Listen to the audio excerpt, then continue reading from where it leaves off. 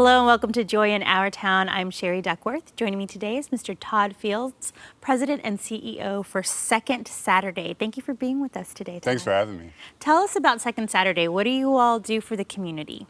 So basically what we're focused on is empowering and, first of all, engaging and empowering and employing the community, but particularly the poorest communities in Dallas. And so the communities that have kind of been left behind with all the growth in Dallas. And the common theme throughout these communities is just generational poverty, not meaning that this first generation is in poverty, meaning it's coming from 5, 6, 7, 8 generations before.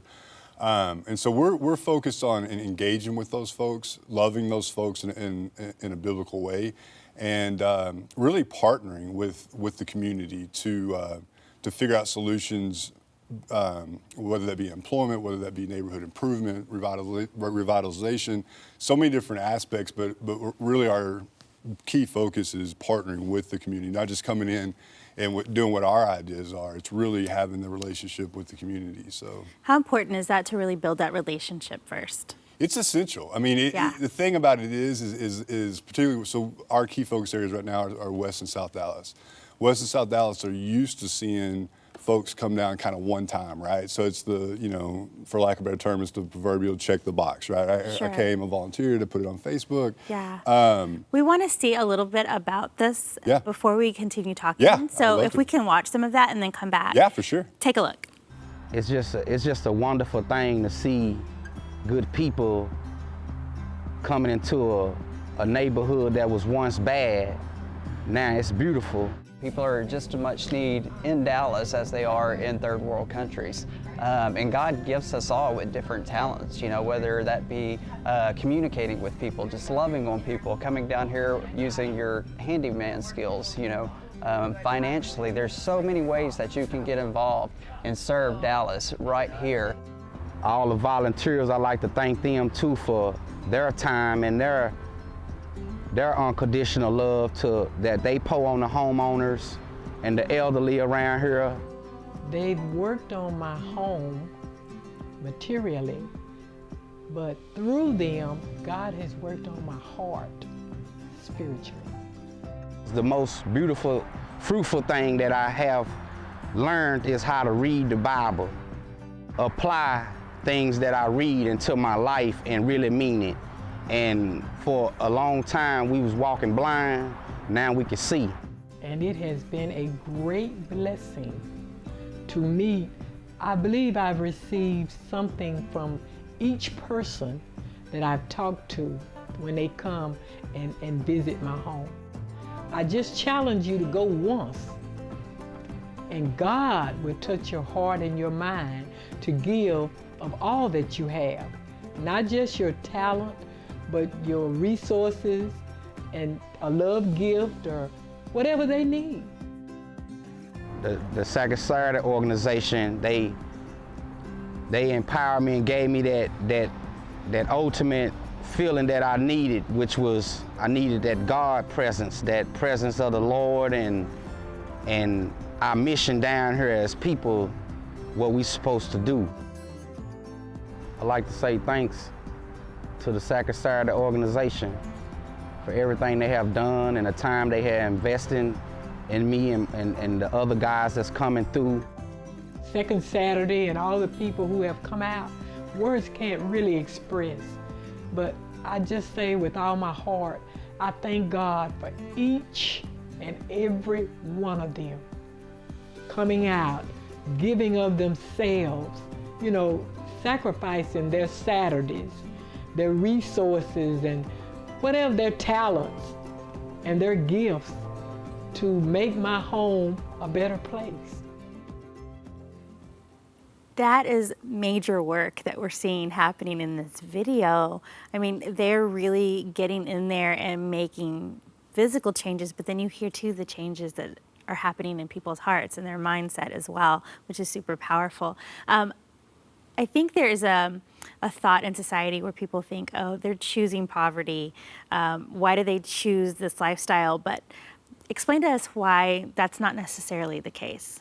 Right. So there, what I always do to contrast that is say generational wealth is the same as generational poverty. It's just the opposite, right? So if you started off in deep poverty, the likelihood of the next generation coming up is drastically reduced. Maybe that's the death of a parent or incarceration of a parent. Obviously, the crack epidemic of the 80s really wreaked havoc in these communities. And so you see families destroyed. And what we've learned is when the platform's provided, when we engage the inner city, that folks respond. They completely, whether that be through our employment opportunities, whether that be through our volunteer opportunities like you saw. And a lot of that is because we've come and we're there, we have a presence there. We actually just purchased a headquarters in South Dallas on Pine Street to be part of the community. That's really important for us. And so it's not that simple is a quick answer. And really, you don't really know until you get to know somebody in the circumstances that they come from. And what we found through our experience is that everybody has a story, and a lot of them are tragic. And it's real easy to assume that, but it's just simply there's a lot more to it than that. What I continue to hear through everything you're saying is building the relationship, being there, being in the community, and building their trust. How important is that? It's huge. And so the two people in that video are actually the two reasons this whole thing started. Miss Julie was the first homeowner that we volunteered and worked with, and we subsequently we helped her, and subsequently we worked with the city of Dallas worked with us, and she's got a brand new home. She had one of the worst homes I've ever seen in Dallas, and now a brand new brick home in West Dallas. And right across the street from her is the young man you saw there, one of my closest friends, Hamid, and he's why we started 2S Industries, which is our social business platform that's hired over 50 men since we began, and we're getting right close to paying $1 million in wages since we began, to men that were formerly incarcerated, to men that were gang members, bad guys. And so that's maybe the most exciting thing we have going, is the fact of really plugging into the guys that used to destroy the community, they begin to learn their purpose and identity in Christ, and then they basically transform into leaders, and that's powerful when you can basically take a guy that used to be a bad guy that the young folks looked up to, and now he's a good guy that the same young folks look up to, and to me personally, that's the most powerful thing we do. Yeah, definitely, because they had the power to be an influencer. They had the ability to lead. It just wasn't nurtured in the right direction. And here you guys come in and say, we can take that and we can use that power for good, and do something good for the community. And of course, everyone follows suit because they look up to them. So I think that's brilliant and powerful. We have more for our audience to see, so let's watch. Our organization, Second Saturday, is a community outreach organization that meets on the second Saturday of every month. Our goal is to deliver volunteers to community organizations in West Dallas, with our goal of every year delivering at least 30,000 man-hours of service. For many years, I was defeated by the fact that people would always tell me that I couldn't get into a project like this. For years and years, I wanted to. We were looking for a group of friends that wanted to get involved in the community, and our skill set was construction, working with our hands, and we were looking for an opportunity to get involved in the community, bring the church to the community to help a community in need. One day, I received an email from a friend basically, and this was within the week. I was just praying about some kind of external focus, and I got this email, and I showed up at a second Saturday, and by the end of it, I went to Jerome, who was with Builders of Hope, and I said, this was great. I want to get more involved. I want to do this twice a month instead of just once a month. And he contacted Todd, and Todd got in contact with me and said, actually, well, I'm looking for a leader. I need somebody to get more involved. And I explained to him that I basically have the skills of a 3-year-old on the handyman side, and he said that it just matters your heart, your passion, and you're here for the right things. And so I agreed, and here I am. Second Saturday has been a wonderful experience for me, because I just see how people can come out and change others' lives by helping out in the community and just fixing up the neighborhood where there once was hope had lost, but now they're feeling that it's much better in the community for them to see that they can make a change if somebody else come in and help out. One thing that we have to make sure that we do is show up in the community. Show up and let people know that Christ is still here on earth and that Christ is active in our lives, and that people out there can have a piece of that eternal happiness. We purchase foreclosed properties which we sell to deserving families, and we also have an opportunity for ex-offenders to perform community service hours, which is unique because Second Saturday provides a platform for these guys to receive discipleship. It's great to hear and see the faces of the different people that come in and help make this possible. Tell us more about your volunteers. Our volunteers is what makes us go. We have a staff of 5, and so we're lean. So the very first Second Saturday, and actually there's a picture of it in there, of the very first one, there was 9 people. And so the whole plan was to come with the guys that are employed through 2S Industries, was to come and give them a platform to restore their own community. It has ties with restorative justice, but basically just come back to a place where you once destroyed and now you're rebuilding. Mm-hmm. And so we invited a few friends to come out, and then they told folks, and anyway, within 4 months we went from 9 people to almost 100, and then we started having capacity problems. And as it stands now, each second Saturday we have 200 plus that come out and serve, but even beyond that, we have folks that come literally every month and do stuff bigger than that throughout the month, whether it be having dinner with a homeowner, whether it be just hanging out with a homeowner, checking in on them. And we're really blessed with this just rock star team of volunteer leaders that what they do behind the scenes is what makes all the magic happen, basically. So for our audience who's watching today, what would you want them to know, and how can they find out more about what you all are doing? Definitely. So follow us. secondsaturday.org is the address, and so within that, so Second Saturday is the big volunteer deal that's once a month. It's bigger than once a month, but it's a great way to plug in just to come check it out. That platform's expanding monthly.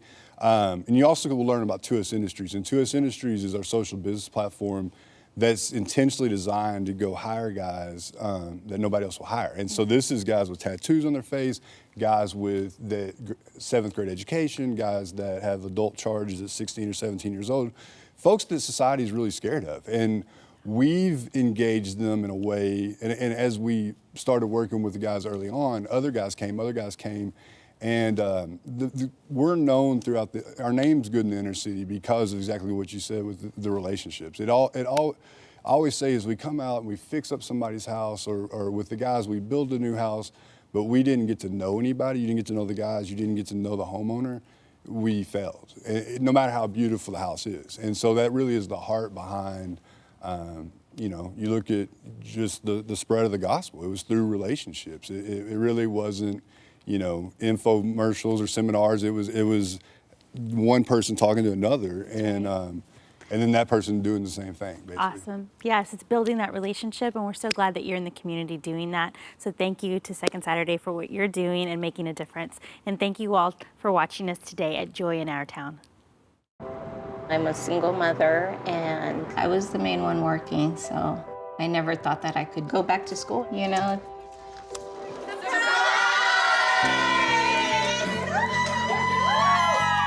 My sister, my mother, everybody wanted to help me with my kids.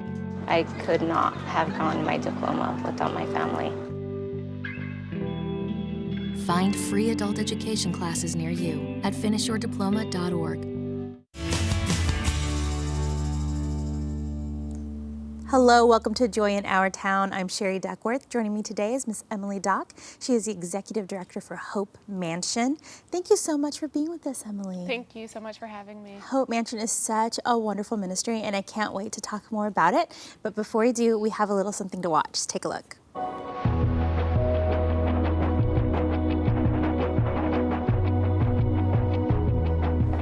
Hope Mansion is a group residential home, and we are here to serve women that are experiencing a crisis pregnancy and hopelessness, and at the same time they're also experiencing homelessness And so we open our doors up to those women that have nowhere else to turn. They don't have family, they don't have the relationships or the support that a lot of times we take for granted. So we are here to serve those women during their pregnancy and right after. We're here to be able to be that support, to show them who God is, and to point them to some new directions as far as helping bring stability, life skills, and support through counseling and different items like that. So I was bouncing from house to house. I didn't have a steady place. Before I got pregnant, I wasn't in a good position. I was doing drugs, I was selling drugs. Hope Mansion has impacted my life very dramatically. It's shown me that there are people out there who actually do care, who actually do love on people. Doesn't matter where you've been, what you've done, that you're loved. Thank you to all the sponsors, the volunteers, the people who give. Without y'all, this place wouldn't be here. Girls like me wouldn't have a place to go, have people who cared for them, and they would still be in the same situation they were in. So thank you so much. It means everything. You are so appropriately named Hope Mansion because, I mean, you see and you hear the hope that you provide for these young women who are in desperate need of hope. Talk to us about the young women that you minister to.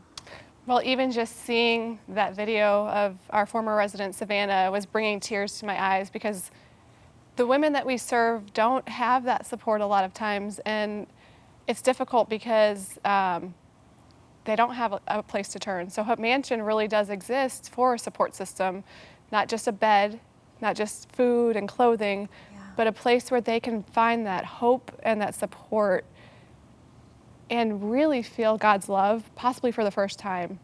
Gosh, I love that. But they're getting to experience the Father's love through you, especially in such a difficult time of their life. Tell me about what's unique about your program. I think that what's unique is that we really care and pour ourselves into seeing the success of the women. Many transitional homes and many other shelters don't always necessarily take women that are pregnant. So that is one unique attribute about our program itself. We also offer services that are going to help them move forward so they're not in this situation again. So whether that's career, coaching, education, the life skills, boundaries, but also learning how to love themselves. Yeah, which is huge, right? If I think about what it was like when I was pregnant, to imagine being homeless in that situation and the fact that not everyone will take them in. Oh my gosh, I can't imagine the fear and the sadness that they must be feeling. Kind of talk to me about what they're like when they first get there. So there's definitely a lot of hopelessness, I guess. But there's also a lot of, okay, maybe this is a place that I can find something new. And so we actually purposely take pictures the first day they come and a video. And then also the last day they leave, because that's an imprint of, even for us, of what it was like when they first came. Many times they're way underweight. Maybe they haven't taken a shower in a while. We recently had a girl move in with only the clothes she was wearing on her back. Wow. And so just not having just the resources and I'm sure the transformation is incredible to see from the beginning to the end. We do have something for our audience to watch, so we're going to take a look. Hi, my name is Lauren, and this is my baby Hendrix, and we are living at Hope Mansion, and we are very grateful to be here. So I'm grateful that I had a place to come and stay while working on my co-parenting and finding and preparing a place for my family to live. Since I've been at Hope Mansion, I have learned a lot and really humbled myself and my situation, meeting girls less fortunate than I, and learning how to diligently pray for myself and my family and pray for other people. And I have been able to spend time with my new child and learn how to be a good mother. So I am very thankful for all the volunteers that come and spend time with us and teach us new things, and all the financial support that Hope Mansion gets so that we can have a place to stay. New mothers can have a place to stay and get support and learn new things that they need to.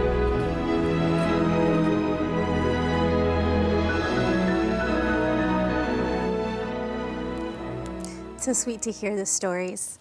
And it's hard, I saw you tearing up earlier. It's hard not to when you consider their circumstances, and then just to see what a difference it makes to be loved. What a difference does it make for us, right? For all of us. Talk to us about what you want women and children to know who are watching today, women who have young children, or maybe they're expectant and they're in a difficult place in their life. What would you want them to know? I want them to know that there is hope. There is a support system, that God does see them, that, you know, if they're in need of resources, we are there. If they're in need of someone to talk to, we're there. Maybe they're not homeless, but maybe they're alone. To call us, to come in, to see us, that we're available, but over not even just us, that God's love is there, and He's there for them. Yeah, I mean, we all need to hear it, but especially when we're in difficult circumstances. Right. And I mean, to be expecting to not know where you're going to get your next meal. And you talked about the young woman who came in with just the clothes on her back. Talk to us about resources. How do you all provide for them? So all of our resources are through donations. We do everything we can to provide, from clothing to diapers to food if needed to shampoo. I mean, think about that, just the basic things. But all of those things are all through donations, through either church groups that come together or schools and do donation drives. And then the financial donations as well. I mean, everything we do is run off of that, and it's a huge blessing to be able to bless them in that way. It's great to have the community come together to help these young women. And I'm sure that has to speak volumes to them to think, wow, these people are actually giving to me. Right. You know, to be loved that way is such a beautiful thing. So we want to hear more about that in just a moment. Let's take a look at this.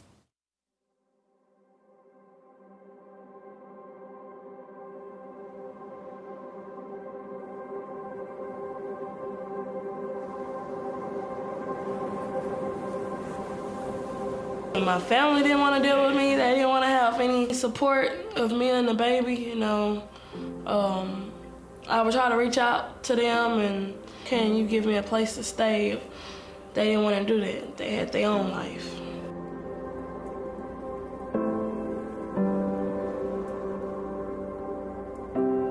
Before I came to Hope Mansion, I was mad, angry. You know, I felt abandoned. You know, I felt like nobody wanted me. I felt like, okay,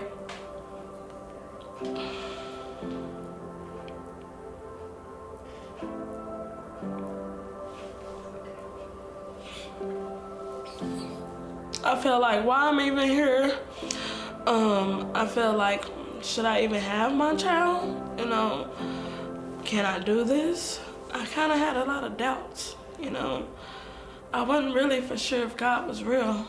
But now I know that God is real and that He can work miracles, that I know that He will open any door if you pray and be sincere about it, that He will do it on His time, not on your time.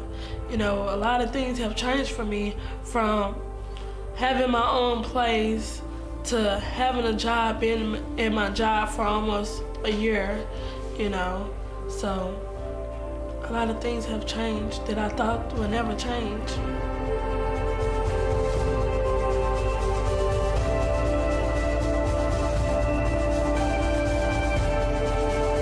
Miss Jackie, she actually pushed me. She actually told me that I can do it when I thought I couldn't. You know, when Miss Janae, you know, said I could and I thought I couldn't. they pushed me, you know.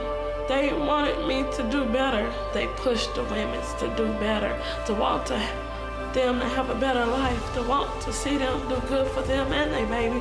So when they get out the real world, they won't have to struggle and worry. They can stand on their own 2 feet as a mother and as a woman.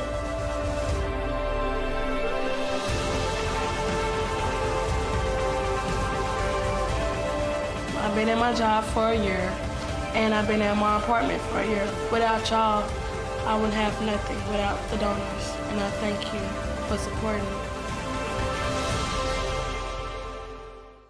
Wow, I just want to grab her face and kiss her cheeks and tell her that she's wanted and she's loved, and I'm so proud of her. Yes. And I don't even know her, but I just want to celebrate. Yes. What an incredible success story.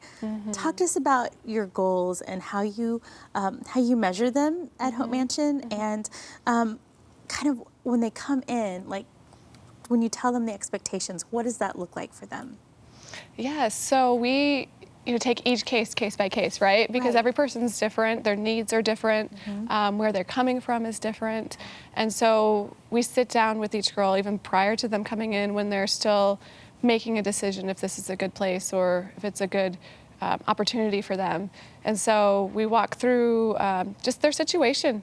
And there's 5 different things that we look at, and that's housing, education, and other resources, and we really, help equip them. We have different people that encourage and equip them, from our career readiness coach to our program coordinator and an individual caseworker and housing and resource navigator. So these are volunteers and staff members that champion each girl in the needs that they may have. And so recently I was looking at everything we do, because it seems like a lot. And we really felt as a staff that what the girls need is a lot. That's why, there's a lot of different areas, but from life skills and to different things, that it needs to be a holistic program, not just one focused area, because the needs are great. Yeah, so. I like how you said that, it's because they need a lot. There's a lot that they need. So for those who are watching today and they want to learn more about Hope Mansion, and they hear the need, they see the need, and maybe they're inspired, how can they get a hold of you? They can go to hopemansion.com, or they can call us at 972-293-3370, and we'll be there for them. Awesome. Emily, thank you, and thank you to Hope Mansion for what you're doing for our community. And thank you all for watching us today here at Joy in Our Town.